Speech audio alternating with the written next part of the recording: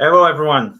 Welcome to another episode. Today, with the two prominent guests on sustainability and fashion, Miss Norway World, and Miss World Congeniality, Valeriya Hjertenæs, and Matea Benedetti, CEO of Benedetti Life.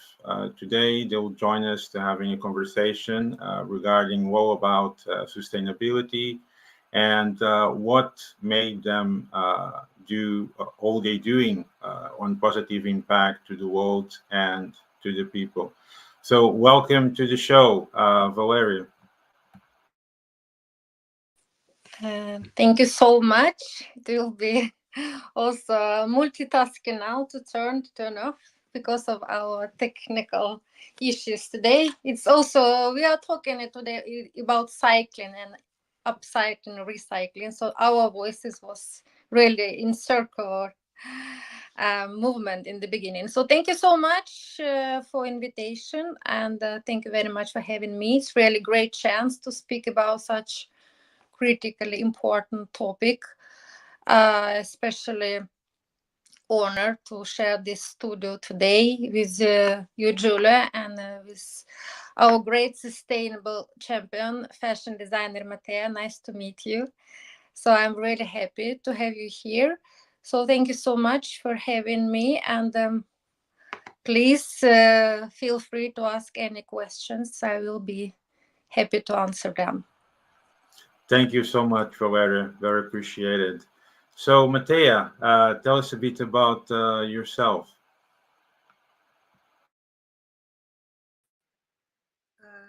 Hello, everybody. I'm I'm a fashion designer, but I worked more than 20 years as a costume designer until the first organic silks and organic wools came on the market.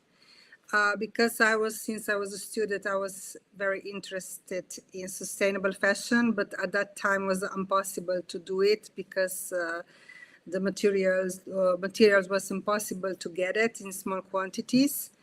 And my journey started when the first more luxury materials made in sustainable way come to the market, and I saw that nobody did nothing in the terms of luxury fashion.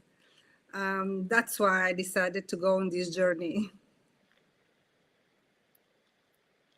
Very nice. So thank you for your introduction in this, and truly appreciate it to have you both here. So, just following some questions. So now to Valeria. Valeria, I believe that you have unique combination of intellect and beauty, of course, during your career as Miss World Congeniality and Miss World Norway. What did you did exactly during your PhD research on diversity management, and how did it actually influence you to approach and promote sustainability and diversity in the fashion industry? How was that for you?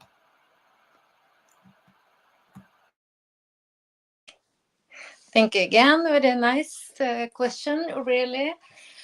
Um, First of all, I would like to tell them I'm so grateful that last 2 years I could get the possibility to combine really beauty and brain, beauty of my brain. I could use it, and I'm trying every day to make uh, everything with the purpose for the better course. And this incredible journey, which opened for me after I won the title in this beautiful pageant. So now I can really connect these two worlds of pageant and academia and use it like international platforms and arena where I can deliver the message. And I try, of course, to deliver different type of messages, starting from, of course, political situation and disaster war in my country, which is the most important topic for me, and all Ukrainians, I believe, but still we have a lot of other issues, which is global issues, and we need every single voice to be raised against issues with climate change, with global warming, right? And I have the brilliant possibility to get a lot of evidence from my research, and my PhD thesis is mostly based on qualitative interviews. I have a lot of knowledge from the first persons, and I mean that I can really connect and reflect about how I can transform this knowledge I'm gaining through my PhD research, empirical based, and I can get and spread the very important knowledge then on the arenas which can be available after this pageant. So both this is world's platforms, and they offer a very nice opportunity because I can capture more attention from people around the world, and I can promote the sustainable ideas about sustainability, about diversity, about inclusion, and of course, because sustainability is a very important topic, and still most people believe it's about environmental impact, which is incredibly important, right? But sustainability is much more. It's also economy, of course, but the most important, it's social part of sustainability, and it's about people. And then we are talking about fashion because it's a huge industry. Many millions of people are involved in this industry, and we actually are connected with this industry every single day because we all of us, we're consumers, and we are interacting with clothes every single day, which makes us to make decisions every day. And I try to spread the knowledge about how we can take responsible decisions, and it's very important also for the young generation to know the importance of these decisions every day, what they are making. So for me, I'm very great that I have this opportunity now, like I said, to take more knowledge, more theory, evidence-based, and from my research, and transfer and give the message worldwide. So thank you for the question again. Adorable, very adorable, what you've been doing and what you promote regarding sustainability and how to not only to incentivize people are going on the right path, let's just say, but also on the correct path as the world should be. So, Matea, a question for you. You designed it, and many of your designs were based on animal. So can you tell me something about that, and how did it come to you how to design, your fashion lines based on animal? Okay, first of all, we have to understand our history, So everything began with the first industrial revolution, and it was in the textile industry. And when we come to start talking about sustainability, was because scientists start to talk to it with us what our consumption and production do to the planet. But in terms of sustainability, explaining, through time, I saw that just explaining about sustainability, people don't want to listen because the term is too complicated. They understand sustainability something means, but they don't understand what really means. And this, why they don't understand, because behind the term, it's a lot of knowledge, it's a lot of formulas, it's based on production, how it's made, it's based on chemics. So you need to have lots of information to understand why it's so important to change the production and to change how we use textiles for garments. And that's why I decided to talk stories through the animal world, because animals are something more emotional, but are a reflection what is happening on our planet. So every day, lots of animal species is extinct. And I want to share this story because animal extinction sooner or later means human extinction. And another thing is that I want to use their patterns, because animals, they have, nature in general, has so inspirational material for garments and for pattern design. And through animals, I'm explaining stories. For example, when I designed a pattern collection was when I read the article about a cartoon Rio that Pixar launched, and because in this cartoon was a blue parrot. It's one sort of parrot that lives in nature. And when they launched this cartoon, all children want to have these parrots at home. And here start illegal trade of this sort of parrot. And in 1 year, this parrot extinct from the natural habitat, just because of one cartoon. So this is the force of the media. And from here on, I want to take each season one animal, check what is happening on the global, how many species are already, and why they're in extinction. And through these stories, I came closer to people to understand really what is happening. That's why. Better than explaining, okay, this is made 20% organic cotton, 80% tencel. This means 2,500 liters of water, 5 kilos of CO2. You know what I mean? It's more rational explanation, and people don't want to listen. It's too heavy. That's absolutely true. I think in the end, people just need to learn that we all live in the same planet, and there are some things that are more important and needs to be preserved. It's a horrible action. I mean, in the end, you're trying to promote species of animals that should be protected, or the ones already being extinct. There's not much to do, but renaming those animals, to the world, to people, to realize that, this is important. You need to preserve, and be sustainable. So, Valeriya, another question for you. You also, do you see, this initiative transforming the future in supply chain? How do you see it, and how could it make a positive impact in this sector?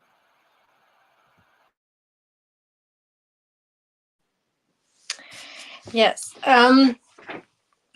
First of all, we were talking about sustainability topic and sustainable fashion, right? And thank you so much for a nice explanation, Matea. It was really, for me, knowledgeable to get more ideas how we can really approach in diversified way to spread the knowledge about, like you said, to targetly choose one species and do the whole story, because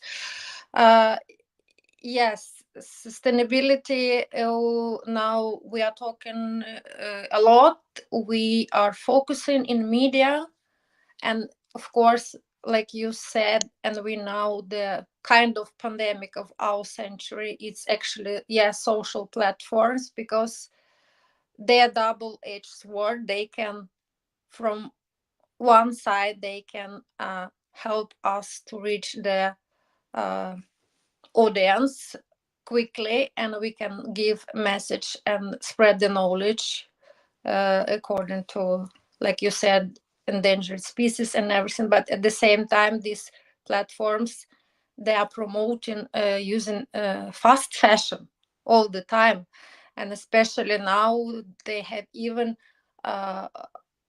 more crazy topic like ultra fast fashion. It's now getting more focus from TikTok and other platforms between teenagers, that why they should use clothes, the same clothes like the second time, because some clothes, they are so cheap. So, and we are talking about sustainability, and mostly we are focusing on environmental impact, right? And people still think, when we're talking about fashion, actually we still think mostly that it's about just raw materials, which is the huge problem, and we are focusing on fibers and natural fibers.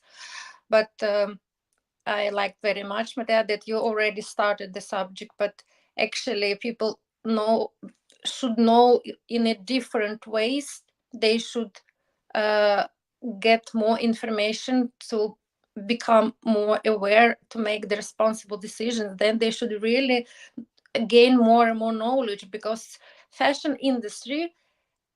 fashion industry, I had no idea myself, but when I start like just diving a little bit, I was kind of shocked, because after mining, after oil and gas business, fashion industry is the second most pollutive industry. It's even not the aviation.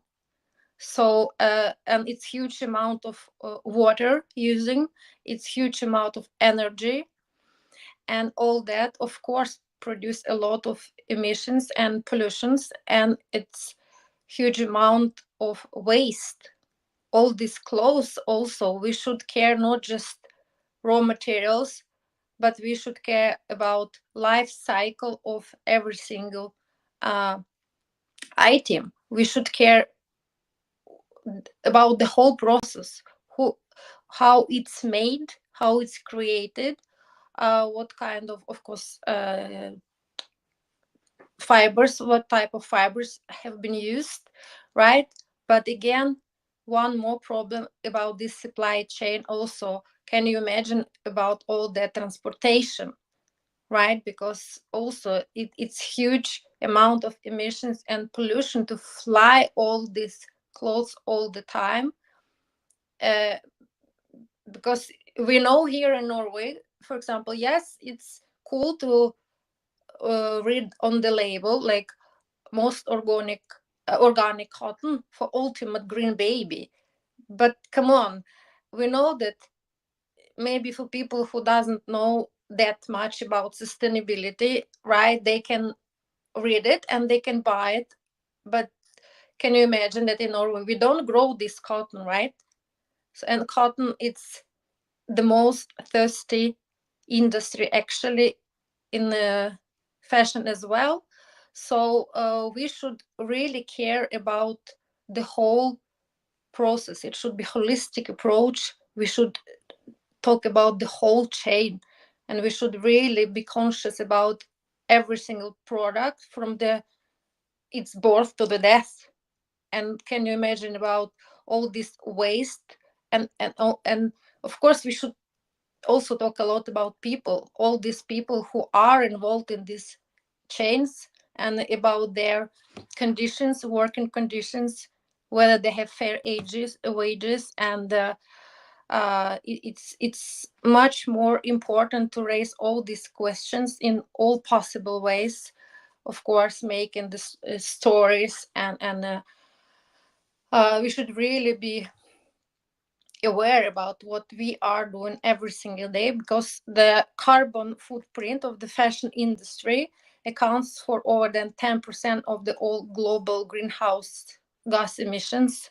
And moreover, it's one of fifth of the world's annual plastic production, up to 300 million tons. And we know that all this problem about microplastic, which we have now in the sea, right? And you also, I know one of your collection or dress, you can tell Matea that you were devoting to the sea, right? And the problem of microplastics. So the most important, we should understand that yes, it's not just about raw material. It's not just about buying clothes with green labels, but we need to really start asking questions: who made these clothes? What kind of conditions people have making these clothes? How much energy have been produced? How much water? How much pollution? Is it long travel clothes or short travel clothes? It's transportation. It's the whole circle of fashion life production we should be concerned of. Absolutely. Thank you so much for raising all these points. Yes, one of the points I actually raised it for some time now, that major brands are using, some countries, especially in Latin America, that in the end, all they do is overexploiting. I mean, it's not really, getting too in detail, but I did make some efforts at some levels to stop some of these. But also, yes, I mean, regarding supply chain, there's a lot of things because of financial and not having the proper interest in some corporations. Because, for example, you can decarbonize all logistics. You turn into green, you go electric. So you're already reducing at least 7% of the global emission because in the end, supply chain, part of it is logistics.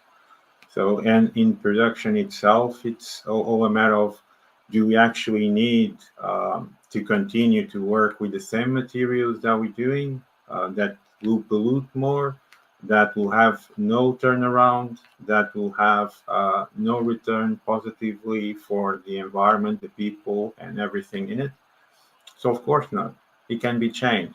But of course, people need to have the will, and special politicians need to have that will to implement laws, to follow through a correct path and see, okay, so we need to implement and starting to have a program that, I have talked about these programs also before, that should be implemented in stages in each country to start an initial 1% reduction per country. So if all countries actually do this, we're talking about reaching over 40% of the global pollution in just 1 year.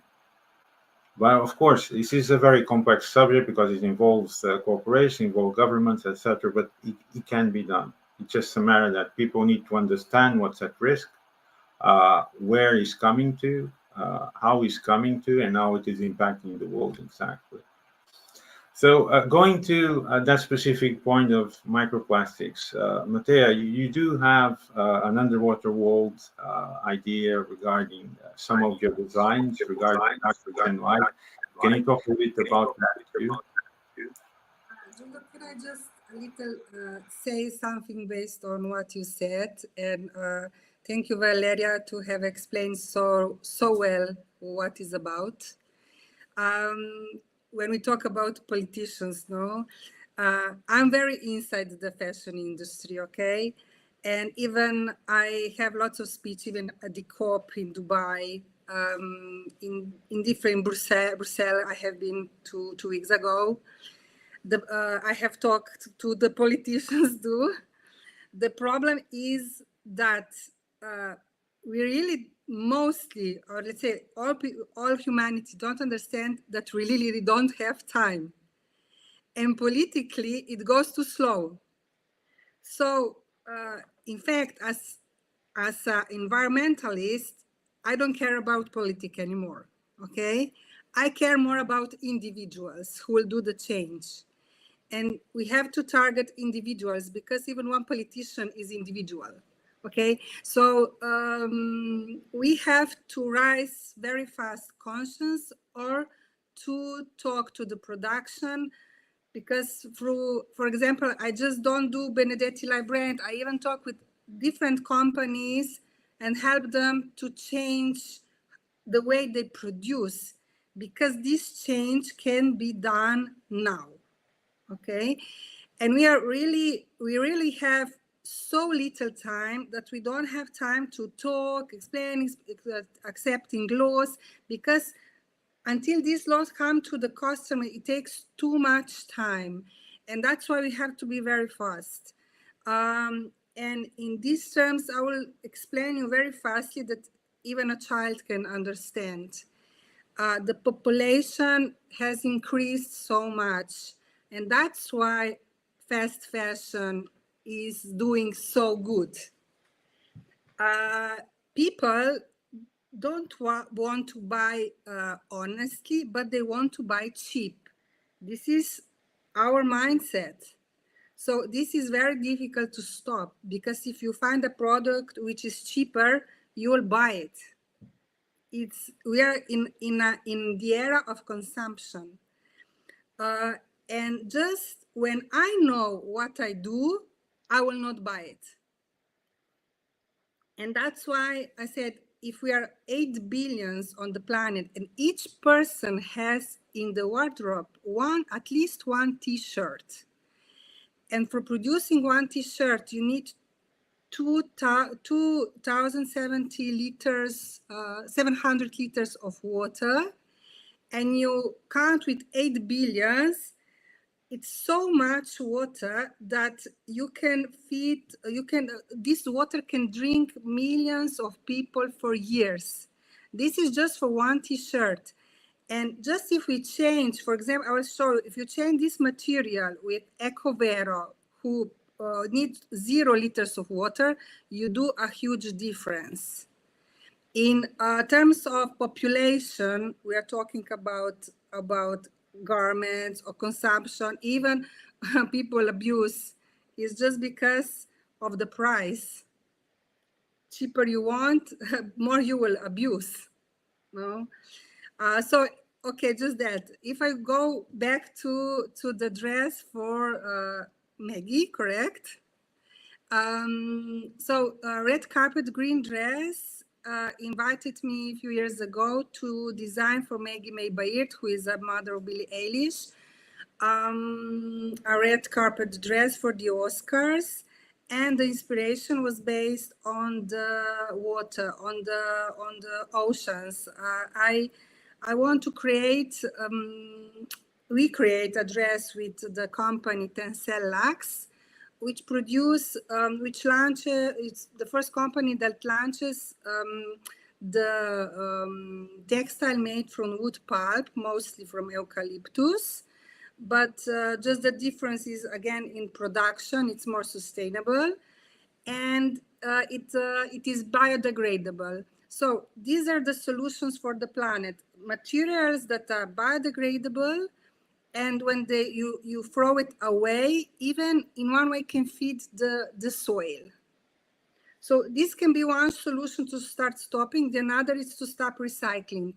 The problem of recycling is that in recycling, from my experience, it's a lot of abuse. There are lots of companies that write material is recycled, but mostly materials recycled are pre-consumer. What means that they produce it from the new bottles, plastic bottles, or they're even buying direct of the company or a plastic bottle producer, and they transfer it in liquid and in textile, and you get recycled pre-consumer polyester. Because they're finding a faster way to promote sustainability, just to sell it, not to do it. So this is the problem. And another thing, recycling is a huge problem because it's expensive. Because if you want to recycle one jacket, you have to lining put out, you have to tag put out, you have to button put down and separate all the elements. And this takes hours, and that's why they don't want to recycle, and it's more cheaper to throw it away. That's why. So people that are conscious can push on individuals that they start thinking differently, even in terms of reduction of how much you buy, or consciously buying? No? I totally agree with you on that. I think there are limits. I think people should not go at all costs. You know, some things don't have price. I mean, you don't have price to see what's the limit of our expiration date of the planet. I don't think there's a price for that. So in the end, people need to rethink, and it's really a good point. We are all consumers, yes, but do we have to buy it no matter what? And what is the price? You know, because in the end, if you buy it very cheap, of course, you won't have a lot of quality. So it all goes to what exactly do you want for yourself and for future generations? You know, you want to continue polluting massively, or you want to gradually help and do something positive in the world for the future and future generations. I mean, that's how everything is maintained. So I think, and I think what everyone should think is, it's not like all costs. You know, it's you need to select what is actually important and what isn't. I mean, it's not a matter if I see a product very cheap and I see the same product which is higher quality, of course. So you need to reconsider, you know, which one you're going to get. Will you get the cheaper one? Of course, you know, this is the main sport of mindset that people need to change. So it does have a price, because you have to understand cheaper price, it means that the quality and materials being used, of course, more than 90% of that product is polluted. So you need to think how to swap that mindset and starting, engaging yourself in sustainability on the right path, because that's the correct path to go. So yeah, go ahead, Matea. Go ahead. Said expensive, it's not same sustainable, no? So cheaper product for sure are mostly unsustainable, but expensive, it's not the same sustainable. You know what I mean? Absolutely, yes. Can I just Yeah, then? sure. Yes, because thank you so much, Matea, for your comment, because exactly it's so great marketing campaign now just to put label sustainable or 100% organic or something, or make it very expensive, and then actually people would rather buy it when it's so much more expensive than that they believe, right? But like you said, it should not be so costly to be sustainable. What about secondhand? What about renting the clothes? You don't need to buy it. You can just rent the clothes, right? You can be committed just to the course. You know why you are going to use it, how many times you're committed to wear it, right? And you don't need it. It's what about secondhand? What about um, also, like, now we are talking a lot about short travel food. It should be also, right, not that much pollution. Like, also it's the same, like, avocado. It's like everybody should start be vegan and eat avocado and be sustainable or green. Come on, to fly avocado to Norway, it's the most unsustainable product, because we don't grow avocado, we don't grow cotton, right? So we need more and more, like you said, spread the knowledge, that people start question, like, really $2 t-shirt. Even kids know how expensive to live now, how expensive prices for everything, especially in Norway. So they can even start thinking themselves, like, but how is it possible actually? How is it possible to buy so cheap, right? Because then immediately you should think, like, okay, who could actually produce it, how much people then get wages for that. Then we are talking about exploitation, kids exploitation, human rights uh, exploitation, and everything. It's the core strategy. We should have, like, awareness, right? That we should spread, we should really build up responsible consumers, And like you, Matea, said, yes, in 2023 we reached 8 billion people, right? So now it means it's even more. So all of us, we are consumers. So all of us, we are buying products, and it's this hysterical overconsumption culture, which we should be ashamed of, right? And now also the problem is that the middle class of consumer of people are growing. So I mean, like, consumers population grows on the planet, and lately also a population from BRICS country of Brazil, India, Russia, China also, um, the great amount of them also can buy a lot of stuff. So the most problem that we all want to buy more, but then we don't want to be committed to wear it at least 30 times, maybe 2 times, maybe 3, and then we just throw away, right? And then so we all buy more and more, and we all throw away more and more.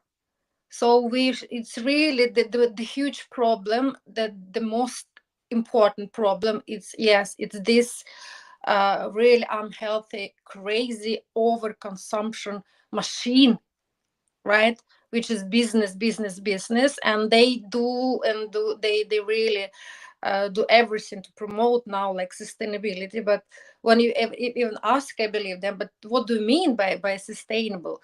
Because organic cotton, L cotton, now is one of the most unsustainable, if it's not short travel, if it's long travel cotton, maybe where the places where they are, it's better. But can you imagine that it's Kazakhstan region, right, in this area where they grow cotton, and now Kazakhstan had the 4th biggest lake, and now it's just a desert, because the whole place they now using to grow a cotton. So, and the rainforest also cuts down every single day.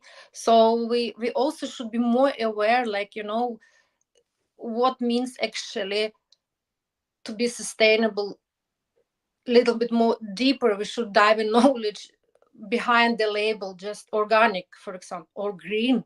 What does that mean, right? So yes, the most important this consumption culture, we should really become responsible consumers, and we should really try to spread as much knowledge as possible everywhere.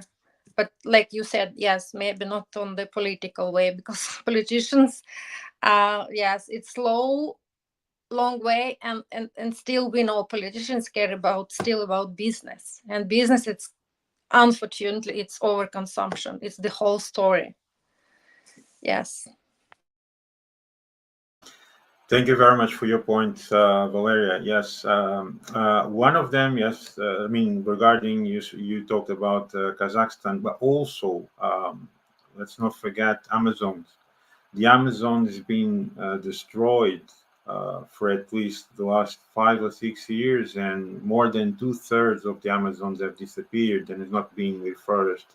I'm actually part of one organization for reforestation of the Amazons in Brazil, and the process is very slow because you need to have in some parts special permission from the government to go there and reforest, which is politically wrong, and it's slow.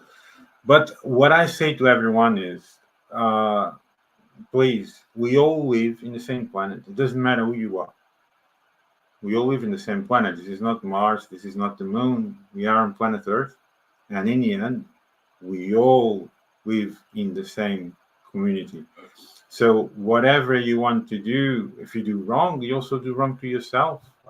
If you don't approve a law that will have a positive impact on people and, the planet and generations and countries, you are damaging yourself too.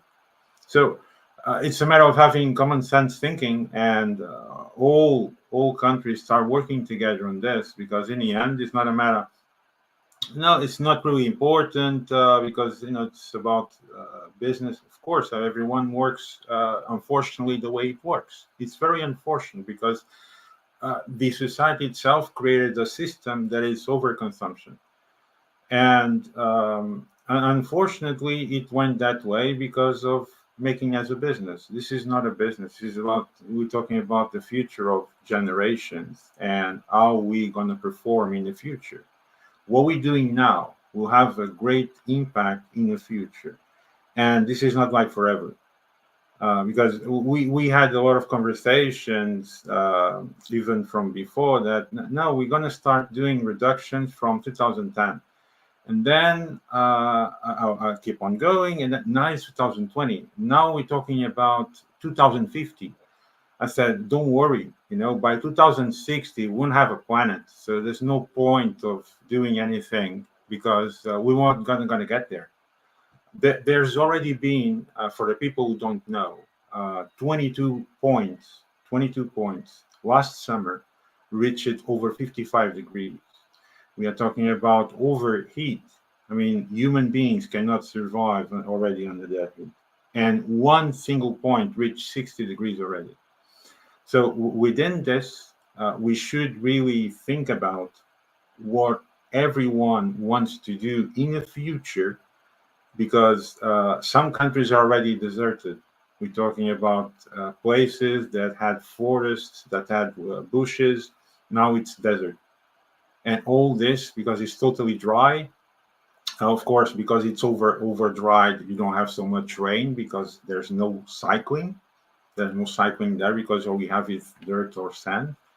So we are doing the change itself to make it self-destructible. So we should just change the mindset that we've been doing for the last at least 50 years, and rethink how we actually want to manage our own planet in the end, because it's for all. So going further, Valeriya, this is for you.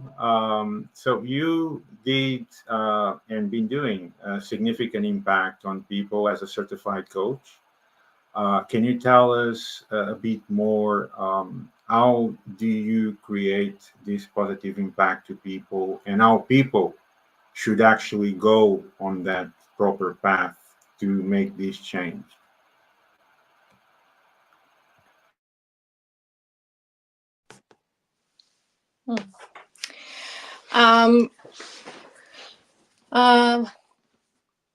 First of all, I'm trying to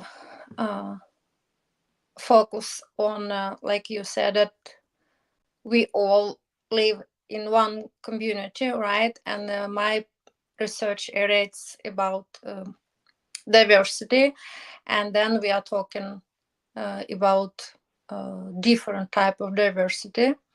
And diversity, it's can be cultural, it can be socioeconomic, it can be gender based, in every diversity.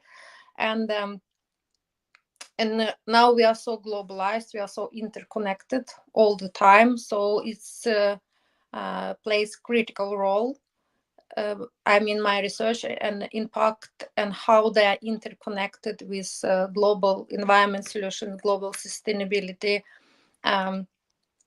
approaches. And for example, in the context of fashion, so I mean, we should embrace diversity, and I'm trying to teach people, or to show, or to raise awareness that sustainability should be not just a random action, and but sustainability are fundamentally basically about three pillars, like caring about, yes, environmental issue, economic, of course, but the most important, actually, like people, profit, planet, right? But that profit and planet should be successful in work. Everything starts from people, right? Everything starts from people, from every single person, how he or she acts, and we can change everything just by doing small changes. It starts from ourselves. First of all, we should start to ask ourselves what we can do, how we can change our behavior to be more responsible. We should really, I don't know, to have somewhere just like tattoo one places, I don't know, that all the time it can remind us like responsibility. Everything you're doing, actually, every single day you make decision. Is it responsible not just for you, but over the next generation, over your kids, right? So it's very important that sustainability should be a mindset, and it should begin with everyday decisions. So for individual, about like we already talked, it's about cultivating conscious decisions, conscious consumption habits, buying less, choosing quality over quantity, supporting brands with transparency, ethical practices. I mean, for companies, sustainability should be embedded into the core of every operation. Like we also said, life cycle for fashion, it should be in every single phase, right? So not just focusing about one particular part, but everything in all this, in all the steps. You should think responsibility, like responsibility, sustainability. For me, it's kind of two brothers. They should twins. They should really be inseparable. So, and all the companies, they should really put it like the core mindset. Like I said, like in all levels, we should care about, from the person, every single decision, like myself, right? And I can, of course, do a lot of impact without coaching. I'm just a mother, and I'm 24/7 coach, actually, right? So just by showing responsible habits to my kids, I can already make impact every single day.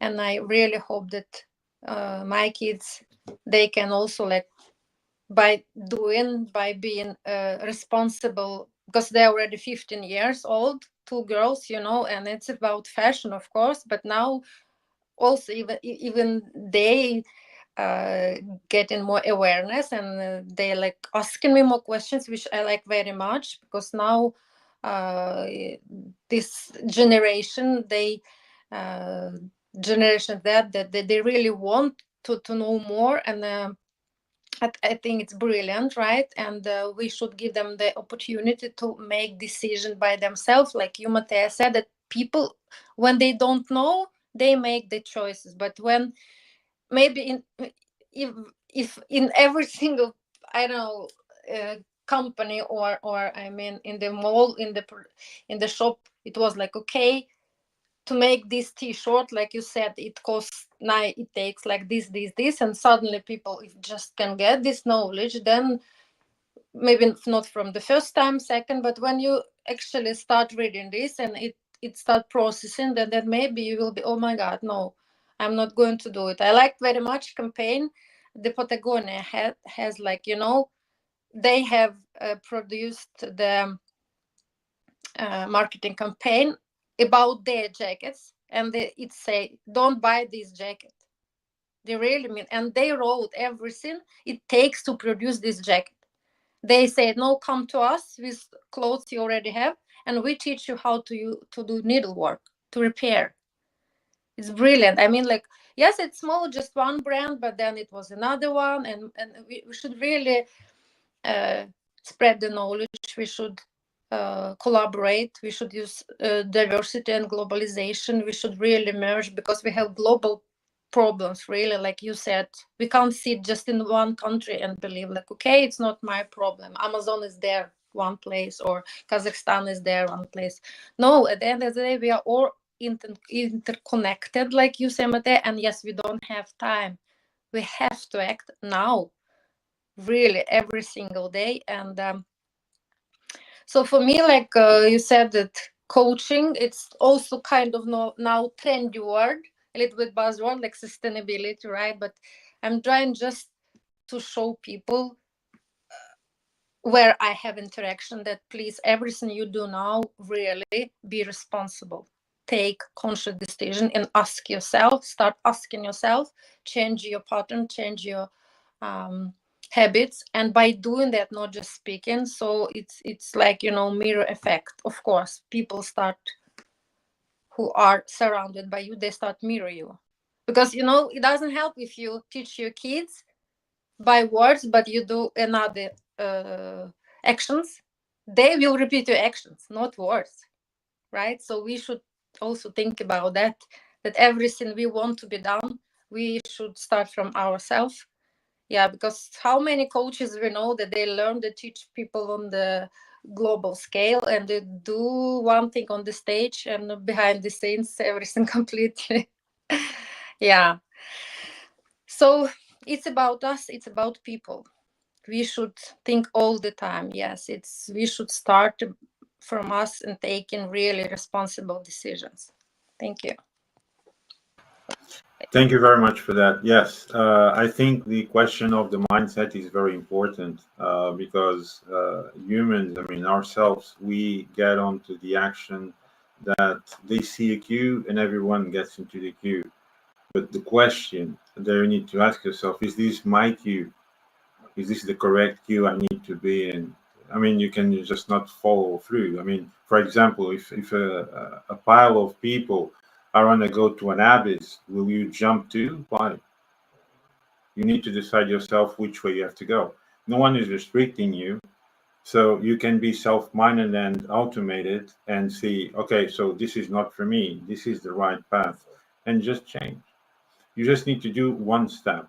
You remove yourself from the spot you are and you change yourself to the next step. It's very easy. I mean, people sometimes they think this is very complex, very complicated. It's not complicated. You just need to understand what is it, and you just need to walk one step. You step away from non-sustainable to be sustainable. That easy, And doing that, of course, people should follow that path, and all would follow along and go to that direction. So it's a great remark, and actually a remark for everyone to follow through. So the next one to Matea. So Matea, you do have a one that was for Maggie May Bird, if I'm correct, for the Oscars that you received eco-friendly design. Could you tell us a bit about how was the creation and what made you do that creation? Yes, how I said previously, we did this collaboration with Red Carpet Green Dress and Tencel Lux. And the dress was, how I explained it before, was fully biodegradable. No? But when you were talking, I was thinking, all the time, because this sustainability and what is happening on the planet is so emotionally heavy thing, and I was like, because next year I have to have, I am preparing one big sustainable fashion show. It will be during European City of Culture in Nova Gorica, and it's Italian Slovenian border, no? And I was doing 2 days ago research about what is happening on the planet, and I was like, until 2 in the morning, I was just crying. I was just crying because it's all so heavy, and I was thinking all the time on these young people, what emotional heaviness we are bringing to them, no? And then I said, okay, I don't want to talk about heaviness, but we have now, we know what is happening, and we have to focus on the positive way. So what we can do now, how we can inspire, no? And this I'm talking because that you understand why I did Benedetti Live. In DNK, I want to create an inspirational brand, what is possible today in the best way, in terms of people, in terms of textiles, in terms of story, in terms of beauty, in terms of luxury, in terms of giving the best possible product on the market. And anyway, when you are depressed, you can't change. You know, when you're inspired, you go in action. And I think that this is the approach we will have to have for make true changes. So first, heal yourself, and and then do the change with, let's say, with hope, with that is possible. Because I think that we are all the time listening that we will be extinct, that what is happening in Spain now, what was happening in Miami 2 weeks ago, and it's so, it's really heavy. And I think that we need very positive stories and be focused on that mindset, because this is the only thing that we can really do a huge change. This is how I see it. Absolutely. It doesn't end there. I mean, there's been examples of catastrophes for the last 10 years, even in places they're not supposed to be. For example, Europe. Sometimes we have hurricanes. We never had hurricanes in Europe. We are now having floods. My condolences to the people in Valencia also. That affects some people I know also. Why does it happen? I mean, people need to think: is it normal to rain 400 to 600 liters per square meter in one place in less than 1 hour? So, I mean, this is not normal. For example, there was another catastrophe also in another place called Almeria in Spain, that ice blocks of the size of tennis balls came down. I mean, they smashed cars, smashed houses, windows, everything was crashed. This is not normal, and this is not like, let's look to the other way. The action needs to be done now. There's signs already that the planet are showing that it needs to be changed. The people don't want to see these signs, and this is not just one sign. There's hundreds of signs every year, and people cannot just pass through and look to the other way. We need to get to a point that, getting to action and getting to goals. What is a goal? Let's propose a goal. Let's try to 2030 to reduce 7% of global CO2. Why not? This is impossible. Of course not. Nothing is impossible. It's just a matter of the will of the people, and how you want to make it, and how you want to progress on it. If everyone has the will to follow through, getting to a program, and getting engaged into doing that path, of course it's possible. It's just a matter on the will. This is just my theory on this specific point. So Valeriya, next one.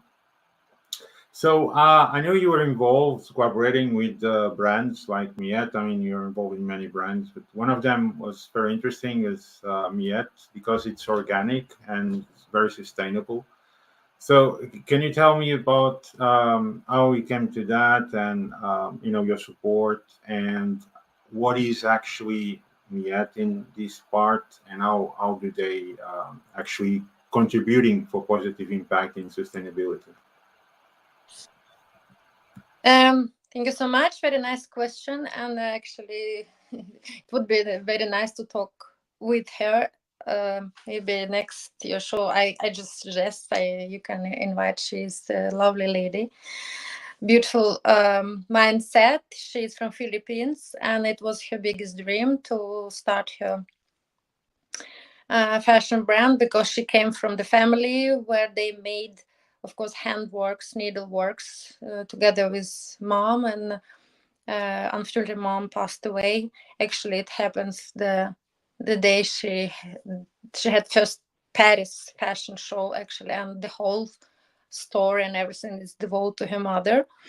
And I love this product because I was really very surprised when I saw it. It's made from very cool fibers. It's from pineapple threads and bamboo and banana and silk fiber, and they are produced in Philippines. And I mean, in this contest, it's beautiful collaboration. It's diverse intercultural collaborations, right? And I like, of course, that she can bring her cultural heritage here to Norway and use these materials and support them artisans in her country.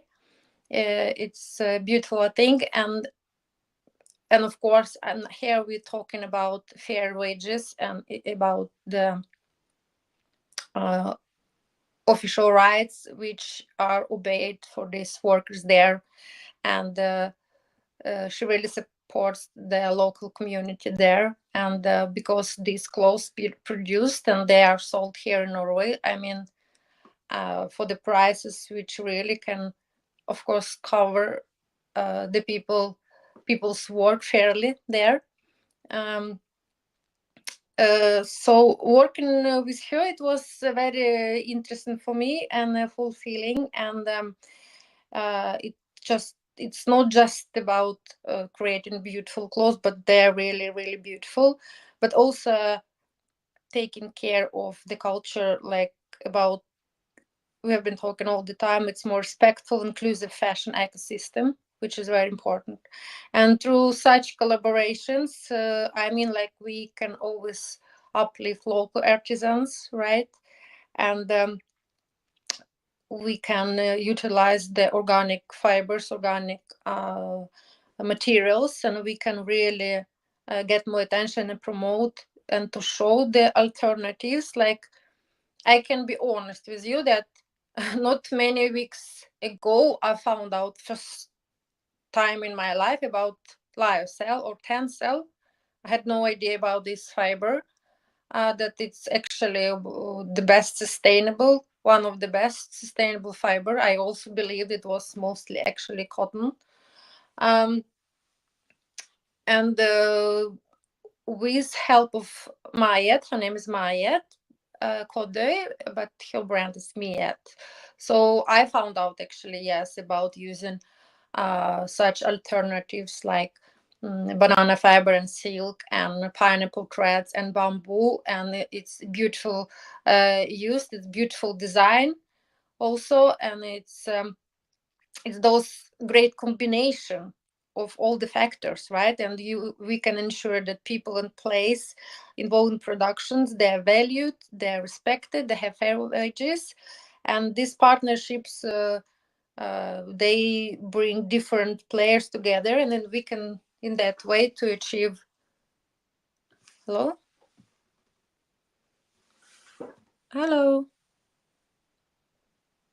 I'm freezing, right? Oh, what's happened? Why? Can you hear me? Yes, we can hear you. Just the image. Just image freezing. What should I do? Maybe to turn on and turn on again. Okay, my phone probably Norwegian, because in Norway a working day ends at 4 o'clock, and I don't know, maybe my phone It's on Norway time, so it's off duty now. Yes, it shows me that, Valeriya, now you should really. No, I don't know what's happening really.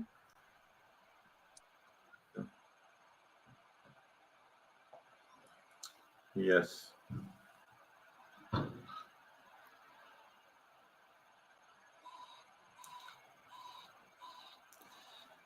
So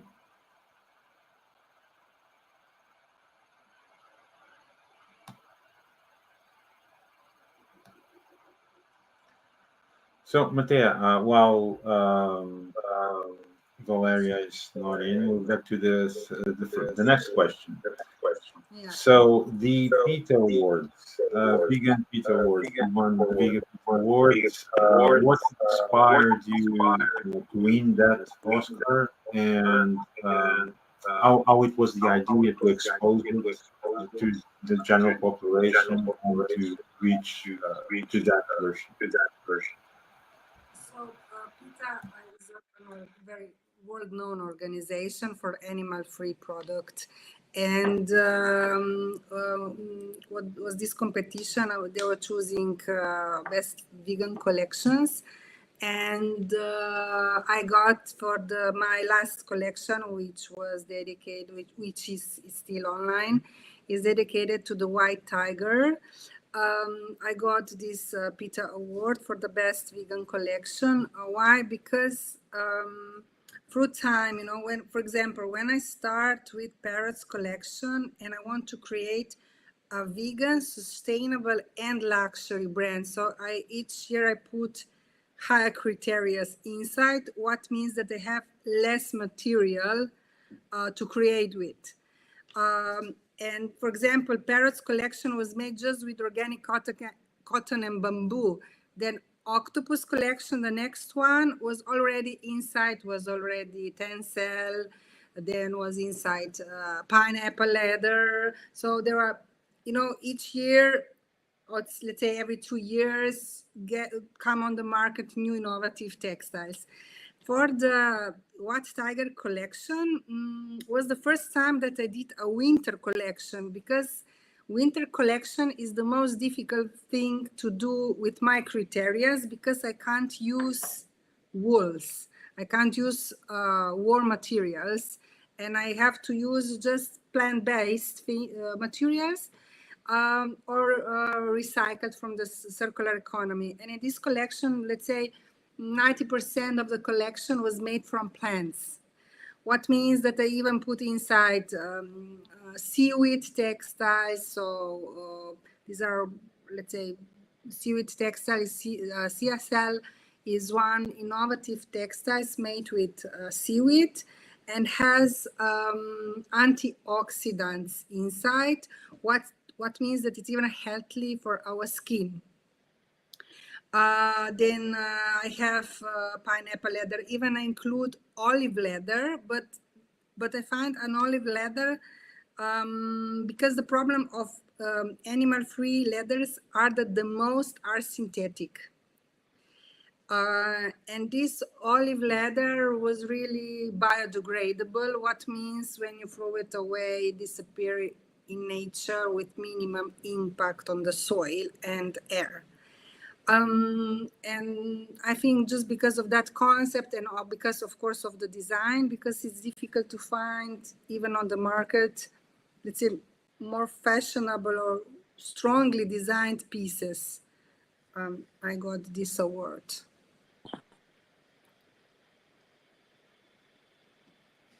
Thank you very much for that. Very inspiring. I think Valeriya is already yes.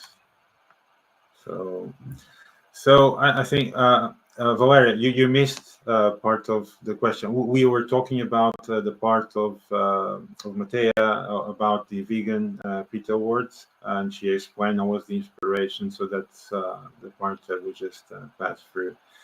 So just going to you now, Valeriya, the next question.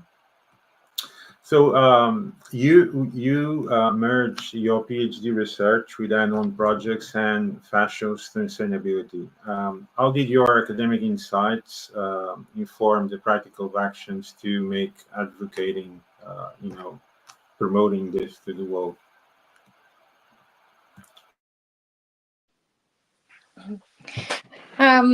Thank you so much. I think that we already touched so many times. It was very interconnected speech the whole way. So, like I already mentioned, my research are very evidence-based, very interview-based, and I'm making qualitative research based on sim structure or kind of open interviews, mostly with CEO and top executives about sustainability,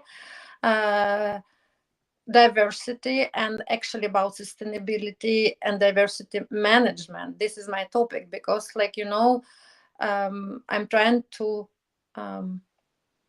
raise awareness, talking with people that we should not actually think like now, like diversity and sustainability, really like modern buzzwords or everybody talking about that, but it's facts already in our global society. But the most important that we should talk about these very important topics not for themselves. We should really understand that diversity should be, and sustainability, it doesn't come out by themselves. It should be really deliberate uh,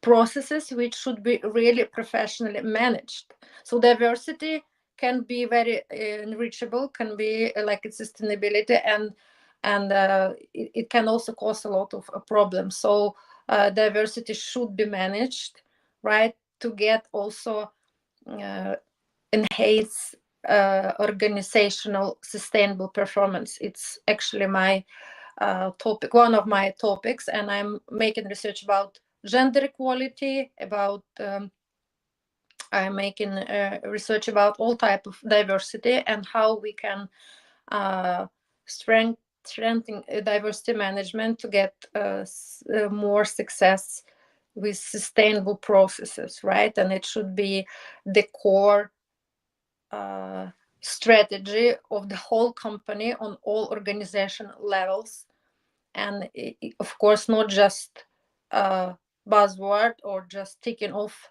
issue that many company now, like, you know, they use a lot of like we are diversity, sustainability, but it's just to build their international profile on social medias. But when I'm start making research, talking to them, but can you please explain me more what are actions, what are strategy, what kind of process that you can really manage, how you manage it, right? And it's always like one pillar of sustainability, like I already mentioned so many times about social impact, and social impact, it's people. And then when we are talking today, of course we should talk more about these people who are responsible in manufacturing the fashion industry, and it's basically most of them are based in Southern Asia, right? And we should talk more and more about these people, and we should really fight for their rights. We should even more be open about disasters we are, especially in Europe, causing them, because it's great to see it here in Europe and talking about sustainability, but at the same time we know all the waste, all the pollutions, all the manufacturing processes, they are happening there. And so my research helps me, first of all, to get knowledge about this problem, right? And like I said already, transforming this knowledge to awareness for myself, first of all, and then I can deliver this awareness and to raise awareness and message on the international platforms and arenas, which I'm going to be more committed in the future, absolutely. And being like also mentioned, like researcher, yes, but the most important, being a mother, it has deepened my commitment to building more equitable and environmentally conscious fashion industry and other type of industry. And my kids, right, they remind me every day of the kind of world I want to leave behind, and I want the world that we live in, the world already now, where all the children, especially in the countries like I mentioned already, where we manufacture the textile, and I will of course also their kids, they have the same right, the same conditions regardless of their background, cultural background, and I want them also to have access to clean air, fair opportunities, and dignified livelihoods. So fashion plays really a great role in shaping the world, and and we just should, we must ensure the responsibility and possibility for all the people to have the same rights. And I think by making research I'm doing, so it's kind of not that big, but still, like we are talking about, it's starting from every single person and our decision. So I hope I'm helping in some way. Yes, and give an example to my family, and I want my daughters to grow up in the world where fashion also actually it's a force for a better world. Yes, thank you. Yes, very inspiring. Yeah, I think it's the correct mindset to follow through. I mean, we need to start somewhere. So when we start, we have to encourage people, making change their mindset, and get them through to the right path. You know, because like I said, many people don't have the proper information. Some know, some don't know, some are confused. So in the end, when there is transparency on the information, so of course it's very actively changing mindsets of people and also for future generations. So you do. I mean, not just you and Matea, you are doing a great work on impact, and this is how it starts. You know, it's not a matter of being just yourselves, or if there is 20 or 30. The point is to start. I mean, it's not going to change in one day. But if we start and we are continuously being active out there and influencing people to swap to sustainability, that's the correct path all the time. So going on to next question to Matea. So next question. So Matea, your dedication in the part of sustainable materials like Tencel, what can you tell me about the significant challenges that you have, and what is this Tencel, and to make the people to understand what this is?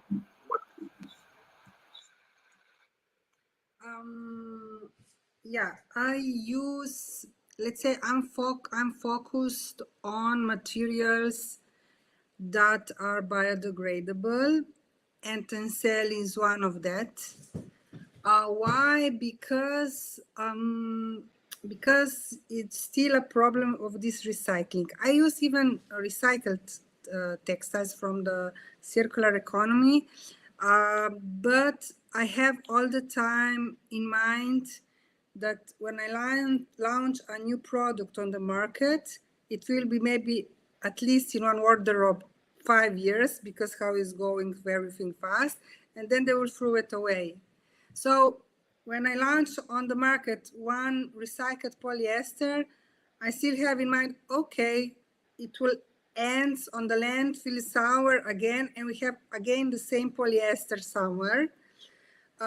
That's why I am focusing on textiles that are biodegradable. This is so, it's Tencel, is how I said, sea cell, now from seaweed. It's organic cotton, it can be bamboo. One very, very sustainable material is hemp. And for me, it's one of the most sustainable. But the problem of the hemp is that it's very expensive and it's very difficult to do a nice product because it looks very poor. So on hemp, I'm still thinking a lot and working a lot, but it's very difficult to sell it when you do a product, even it's very heavy. So this is in terms of textiles. Even I'm focusing a lot on innovative leathers, plant-based leathers, which there are lots on the market already. When I started, was apple skin leather, then I moved to pineapple leather, then came mushroom leather. Now I'm using olive leather. So each of these leathers has some specifics. Some, let's say, for some things are good, for some things are bad. Why? Because natural textiles are not, for most customers, are not so nice to use. Why? Because they have to iron, because they have to take care. You know, it's not, for most of people are not useful, but I'm focusing more on people that have even skin allergies, or they want to have natural textiles on the body. And I will tell you something that when I do, for example, photo shootings or fashion shows, and I say nothing to the models, lots of models ask me, oh, what I have dressed, because they don't have this feeling of the textile on the skin, or never, or very rare, because in shops, mostly textile in shops are mixture from synthetics, natural, or just synthetics. You have to be very lucky to find 100% natural material. Even silk is difficult to find in shops. So in this way I'm working. And another thing, what Valeriya all the time explaining about people, workers, where I see even a huge, so the fashion industry gives to lots of people food, let's say money. It's an industry where there are a lot of employees inside. And if for the environment is good to stop production, then on the other side, if we do that, people will not have work. So we have to somehow find a way in between that we produce in a sustainable way, nicer way, that we pay in a fair way people, and that we put whole the planet in kind of, I say, kind of a balance. This is the ideal picture for the future or for the now. Very good. Yes, definitely. It's a good point. I think many people haven't reached to know that all these materials you can produce the leather itself, despite that these slight problems to conceive them. But I think it's the proper path. That's the path to follow up, and of course to remain sustainable on this effort and continuous effort. So next question, Valeriya. So I think Say something that it's not what is important, because I'm all the time talking in one way, no? okay, sure. We have to work on always. So vintage clothes, upcycling, repairing, biodegradable products, recyclable. So we have in all fronts to work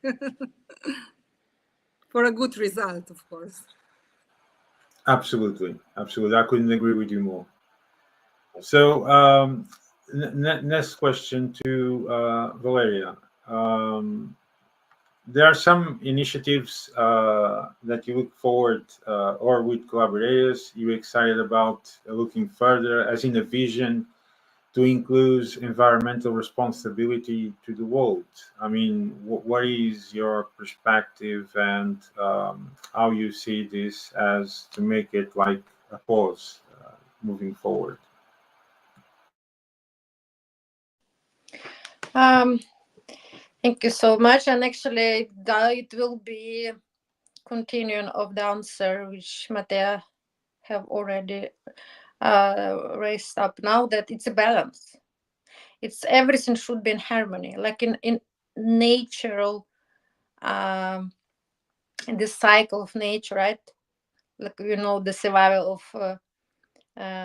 fittest and everything. So everything should be really like nature should really learn.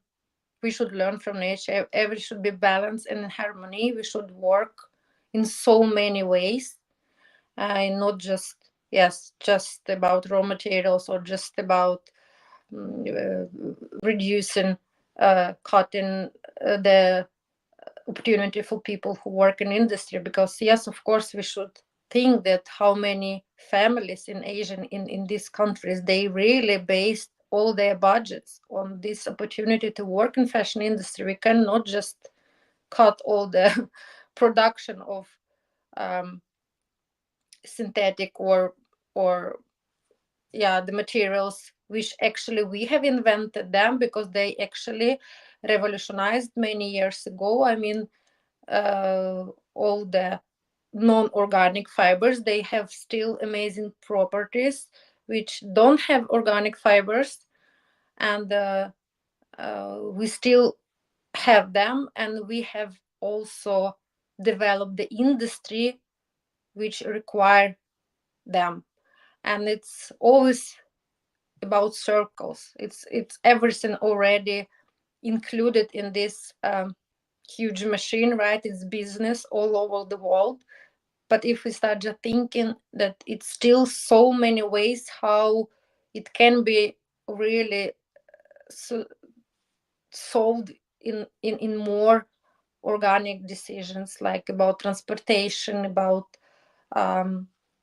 like, if we talking again about these people, of course they should have still possibility to work, to make beautiful clothes, but then we should really speak that it should be balanced about us here in the country. We should balance their possibility to do it in proper way. We should pay more, and they should have conditions to live in and use completely other conditions. But still, like we said, that sustainable, it doesn't mean the same it's expensive, because actually if we are talking about like short travel fashion, if we have wool in Norway, for example, it's great fiber as well, and we can produce and we can have it here and cut the transportation and renting, upcycling, recycling, a lot of initiatives. We really have to be involved in all of them. So from my point of view, everything should be done, everything should be spread more and more knowledge and message about in a different way. And Matea is doing beautiful job through her collections and collaborations, and yes, amazing. And oh my god, this dress you made from electronic chips, right? It's actually, you know how I found out about you? I saw this dress because I also was invited to this event. I unfortunately couldn't be present, but I collaborate with them, with Better World Fund as well, and the Hopper give this foundation. Yes, but when I just, of course, then looked how it has happened, and I was talking with Anwar afterwards, and I saw this dress, I was like, oh my god, what is it? And then it's how I discovered you and the whole process, and I fell in love immediately. I was like, oh my god, I need to talk to you, to find who you are and everything. It was really, really so beautiful. And then I discovered more and more and more. So I hope one day we can also create No Very Crazy together. I mean, like, yes, we can meet and do a beautiful show together. So from my point of view, yes, I'm still, maybe because of my research, more and more talking about people, right? But it's nature. You're a designer, you're talking about fibers. I'm a researcher and nerd, I'm talking about my research. And for me, it's also very important about human rights, and especially about women rights, right? Because I'm also advocating for gender equality. I'm doing a lot on this basis as well, because I'm the part of Women Global Leaders Committee. And the gender equality in the fashion industry also should not be just a trend, but it should be a powerful force for transformation. And strengthening should begin with empowering women at every level of the supply chain, from garment workers to executive boardrooms who really make the decisions. It's very, very important. Yeah, and by ensure it should be equal opportunities, fair wages, and it should be women, of course, in leadership representation. Then we can create, like we already talked, balanced harmony and innovative industry in so many ways, and moreover amplifying the voices of women designers like you, entrepreneurs who bring unique perspectives, will more and more revolutionize the narrative of fashion, and it will really push it toward a more inclusive and progressive, sustainable future. Thank you. Absolutely adorable. I think it's the perspective where everyone should go and follow to get on that path. Because in the end, it's not a matter of putting on the design. There's a whole process behind it. I mean, there's engineering. There's part of not only the manufacturing, but what is the process from point A to point B. So in the end, everyone is involved.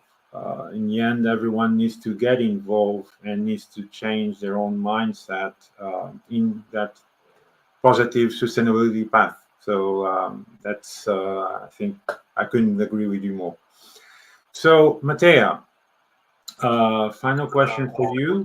How do you see luxury industry going through sustainability? I mean, do you see it happening like globally, or do you think we can take like some time until we get the proper path? Let's say that sustainability is the new luxury, shortly, no?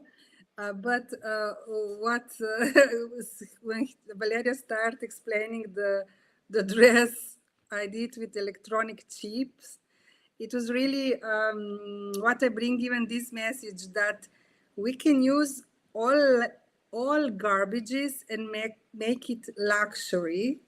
And this was one of the examples, because I used really old chips from computers. We cut it with water lasso cut, and then we sew it by hand on the dress. And for example, each year I do 2 or 3 couture pieces with or one innovation or with some garbage. For example, 3 years ago, when there were no sustainable paillettes, because I am costume designer, I work for opera houses.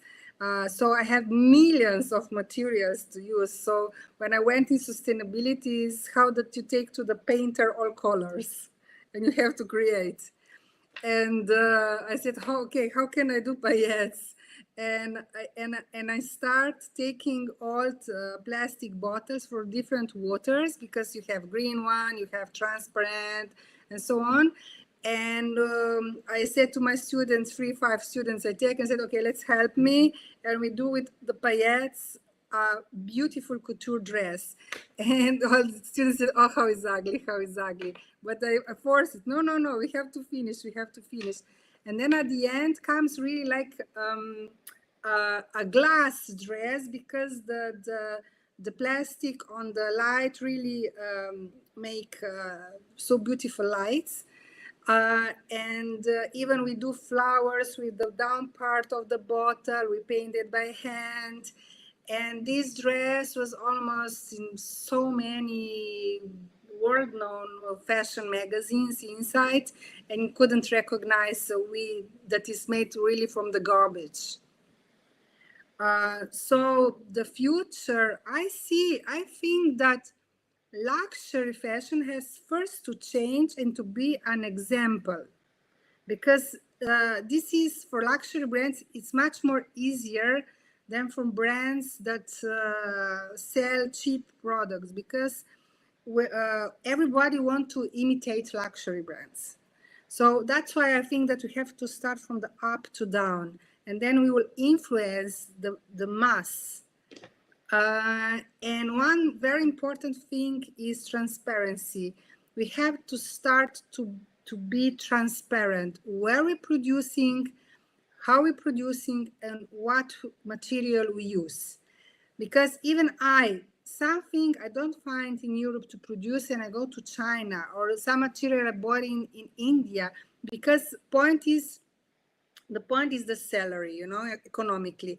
In Europe, the salaries are very high. In India are less, but a piece of bread in Europe costs, I don't know, 3 euros. In India costs 10 cents. So this is the different perspective of how much something costs. So that's why some things produced in India don't mean that they're unethically produced. If you produce in a company that ethically pay their employments, no? So that's it. Transparency, it's even so important, and to become a slow fashion. So we have to slow it. This necessity to do so many seasons, like Zara do 24 seasons per year, you know. So this is craziness. We don't need so much creativity. Even designers, they're exhausted. You can't produce and be creative all the time. We need to stop. I finished. Very good perspective.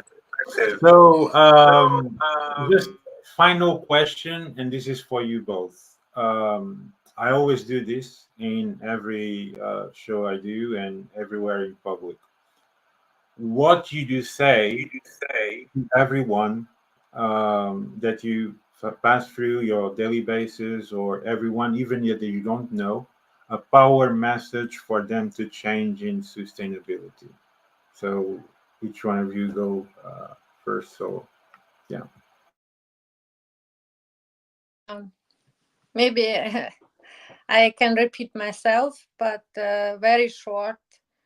Like I said, think about two sisters or brothers. I don't know. I really try to appeal that people can think about how to marry these two, responsibility and sustainability. If you really start asking yourself about every decision, about before buying new clothes, is it responsible? I'm committed to wear it at least 30 times, 40, not 3. Is it responsible to make this decision or that decision? Is it really responsible, starting from myself? So that would be my appeal to people today. Please start thinking about more responsible consuming, really. Like you said, it's, yes, of course, it's we live in this era of overconsumption, and you want kind of to be in a line, but you really should question yourself, is it responsible for me to be in that line, but not to follow the trend, but to make my own trend? And yes, and make your own set of decisions, how you can start making more decision towards secondhand, reusing, making your own clothes like I do. I love really crocheting, so I make my own upcycling kind of. So I'm taking every evening because we have dark nights, and I love also working with pearls and all the stuff. So I don't buy many clothes. I always decorate them myself in a new style. So yeah, like, I mean, is it responsible? Yes, I believe so. I can ask myself, is it responsibility behind this decision? Yes, it is. So please think about that. People, yes, profit, planet. Thank you. Matea? Yeah, Valeria says almost everything. I will be shortly. Why not? Why not change? I think just this question, ask yourself, and you will know the answer. Why not? Very good perspective. Why not? I think most people will say, well, because maybe I don't have full information, or I don't really know what it is. It's not about that. If you really want to know, you're going to read about it, or you get more information about it, you get more informative, and you get on the right path. Making it an excuse is not. I think the power message here for all of us is, do change. Change for yourself, change for all your family, change for future generations, change for the planet, change for the whole ecosystem, really. Because in the end, you're just not helping yourself, but also helping billions of people all around the world. So I think our message in the end was very clear about many concepts, how it should be sustainable, how you can obtain products at the same level of quality being totally sustainable, how to achieve more environmental maneuvering in supply chain, how to do changing regarding studies, how to do changing regarding the motivation and mindset. And regarding a comment that I missed and I passed it through, regarding depression, well, it's very subjective, but I think in the end, if people think in sustainability and get like that, they're not really doing it in the right way. So I think that in the end, if you get the proper mindset and you think that you're doing a correct thing, you never get depressed. I think that's the proper way of getting that approach. I always think that when there is a good path and you're doing something good for everyone, I think in the end, people might not thank you directly, but you feel grateful to yourself that you're doing great things and you know you're promoting and doing a great work for other people to understand what it takes to get it properly, to at least to get it to the next generation. You know, we're not talking about the planet can be endless. It's just no matter that we need to change our way of doing our things in our own way and start doing that change in a proper way, thinking that, do I need to do this? No, I can change it. You change it and you start doing your own same routine, but totally different way. And within this, I can assure you that you're gonna feel better with yourself. You're gonna feel better emotionally. You're gonna feel better mentally. You're gonna feel better physically, and you're gonna feel better if you're talking about even consumption of food. You're gonna feel better yourself because you consume some better products.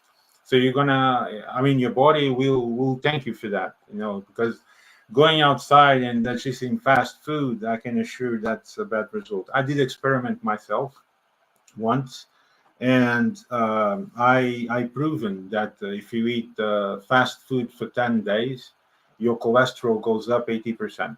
I did that experiment on myself physically on purpose. So I do know what I'm telling to people. I did a lot of experiments with myself during my life stage to try to prove people that it's correct. I mean, it's totally wrong what they do. You can do sustainable. You can have a healthy life. It's not expensive. It's just the matter how you do it. It has to be really transformed and optimized. So I think that was all for today. I thank all the audience for hearing us, and I hope this was a good message for everyone to understand what is sustainability, and hopefully you all get on the right path. So I just pass through the word to Valeriya and Matea.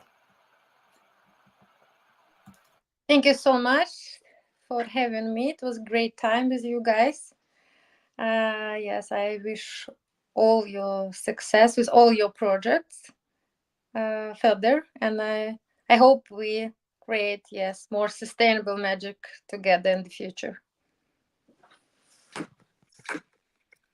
Thank you to everybody. Thank you, Julio and Valeriya, to have me. And I hope that we will go in the right direction and that we will be all proud of ourselves when we will reduce CO2.